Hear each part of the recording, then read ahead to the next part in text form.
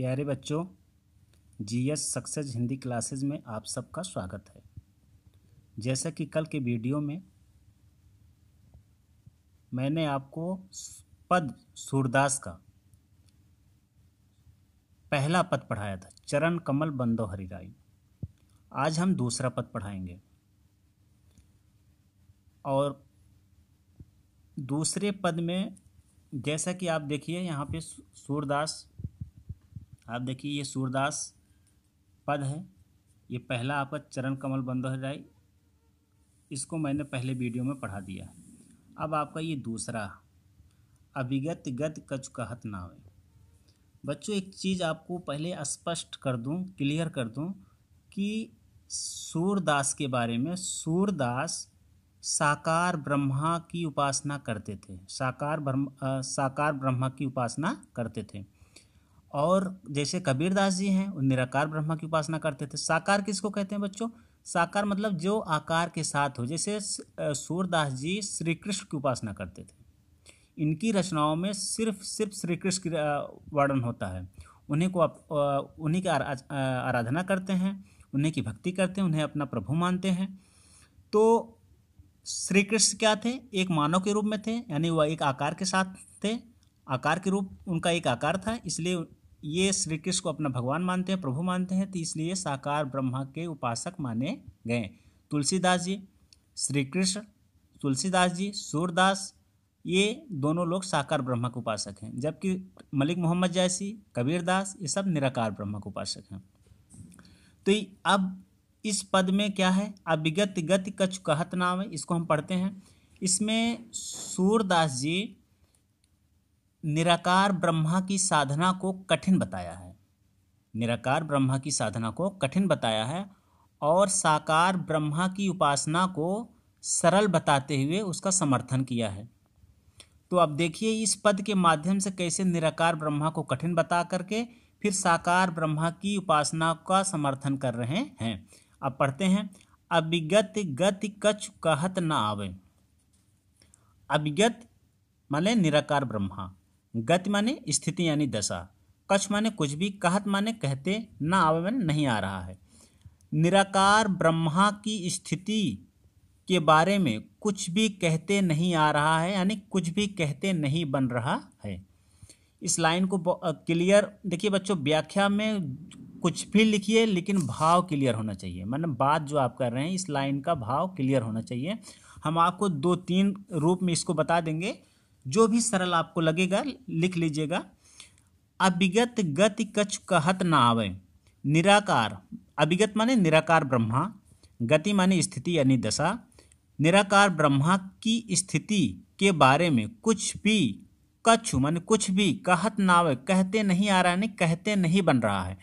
ऐसे भी लिख सकते हैं इसको, अभिगतगत निराकार ब्रह्मा की स्थिति के बारे में, स्थिति का कहत नाम में वर्णन नहीं किया जा सकता है। कहना यानी वर्णन करना, ठीक है ना बच्चों। फिर से इसका अर्थ एक लाइन में क्लियर ऐसे लिख लीजिएगा। अभिगत गति कछ कहत नावे, निराकार ब्रह्मा की स्थिति के बारे, स्थिति का वर्णन कहत नाम में वर्णन नहीं किया जा सकता है, या उसके बारे में कुछ भी नहीं आ रहा है, कहते कुछ भी नहीं बन रहा है। आगे देखते हैं। ज्यों गूंगे मीठे फल को, जिस प्रकार, ज्यों माने जिस प्रकार, गूंगा व्यक्ति मीठे फल को, ज्यों गूंगे मीठे फल को रस अंतर्गत ही भावे, अंतर्गत माने हृदय, भावे माने अनुभव, अनुभव करना। जिस प्रकार, ज्यों माने जिस प्रकार, गूंगे माने गूंगा व्यक्ति, जिस प्रकार गूंगा व्यक्ति मीठे फल के रस को अंतर्गत ही भावे माने हृदय में ही अनुभव करता है। भाव माने अनुभव करना, अंतर्गत माने हृदय, हृदय में ही अनुभव करता है। ज्यों गूंगे मीठे फल को, जिस प्रकार गूंगा व्यक्ति मीठे फल के स्वाद को, रस माने यहाँ स्वाद भी लगा सकते हैं, मीठे फल के रस को या मीठे फल के स्वाद को हृदय में ही अनुभव करता है, अर्थात वह उसका वर्णन नहीं कर पाता है, अर्थात वह उसका वर्णन किसी से नहीं बता, उसके बारे में वह किसी से नहीं बतला पाता है। परम स्वाद सबही सुनिरंतर अमित तोष उपजावे। अब यहाँ पे क्या देखिएगा ध्यान से, आनंद से भरे हुए ईश्वर को प्राप्त करने का, परम स्वाद माने अलौकिक आनंद, सबही माने सभी को, निरंतर माने लगातार, अमित माने अत्यधिक, तोष माने संतोष, उपजाऊ माने उत्पन्न करता है यानी प्रदान करता है। अब ध्यान से देखिएगा बच्चों, उसी प्रकार आनंद से भरे हुए ईश्वर को प्राप्त करने का, आनंद से भरे हुए ईश्वर को प्राप्त करने का, इस लाइन से पहले ये आपको लिखना पड़ेगा जो मैं बता रहा हूँ। उसी प्रकार आनंद से भरे हुए ईश्वर को प्राप्त करने का परम स्वाद माने अलौकिक आनंद, सबही माने सभी को, निरंतर माने निरंतर, अलौकिक आनंद सभी को, अमित तोष उपजावे, अत्यधिक संतोष उत्पन्न करता है यानी अत्यधिक संतोष प्रदान करता है। उपजावे माने उत्पन्न करने यानी प्रदान कर, तोष माने संतोष, अमित माने अत्यधिक। आगे देखते हैं, मन बानी कौ अगम अगोचर। अब निराकार ब्रह्मा के बारे में सूरदास जी वर्णन कर रहे हैं। क्या कह रहे हैं? मन बानी, मन और बाणी, कौ अगम अगोचर। निराकार ब्रह्मा यानी ईश्वर मन और बाणी से अगम और अगोचर है।